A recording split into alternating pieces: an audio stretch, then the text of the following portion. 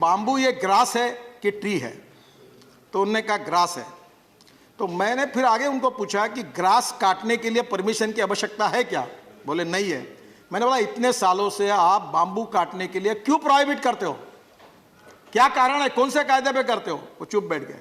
मैं प्रधानमंत्री के पास गया और हमारी सरकार ये पहली है, मोदी जी हमारे देश के प्रधानमंत्री है, कि हमने बाम्बू को ग्रास मानकर तोड़ने की अनुमति दी।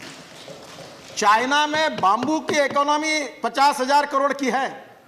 बाम्बू से अचार बनता है, बाम्बू से कपड़ा बनता है, बाम्बू से फर्नीचर बनता है, बाम्बू कंस्ट्रक्शन में आता है, अगरबत्ती की काड़ियाँ बनती है, आइसक्रीम, सब बाम्बू से कितनी चीज़ें होती है।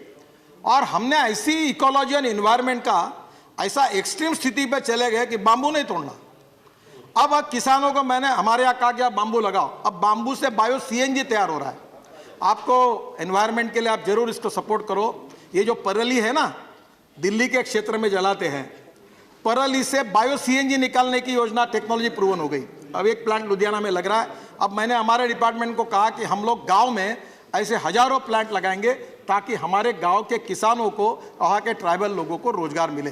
तो पहली बात तो एक है कि आप सब लोगों ने जो कहा वो बिल्कुल सही है कि ग्रामीण क्षेत्र के लिए, कृषि क्षेत्र के लिए और वनवासी क्षेत्र के लिए और 115 एस्पिरेंट डिस्ट्रिक्ट के लिए अलग सोचना होगा, अलग टेक्नोलॉजी लानी होगी, अलग वहाँ रोजगार खड़ा करना होगा और वहाँ का पर कैपिटा इनकम, जीडीपी और ग्रोथ रेट बढ़ाना होगा, तो ही हिंदुस्तान का विकास हो सकता है।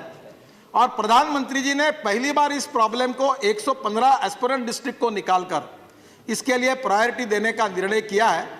काम कठिन है पर हमने इसको प्रायोरिटी दी है और खादी ग्रामोद्योग के द्वारा ये विलेज इंडस्ट्री का टर्नओवर बढ़ाकर ग्रामीण क्षेत्र में, कृषि क्षेत्र में और ट्राइबल सेक्टर में टेक्नोलॉजी ले जाकर रोजगार निर्माण करने का प्रयास, ये हमारी प्राथमिकता है।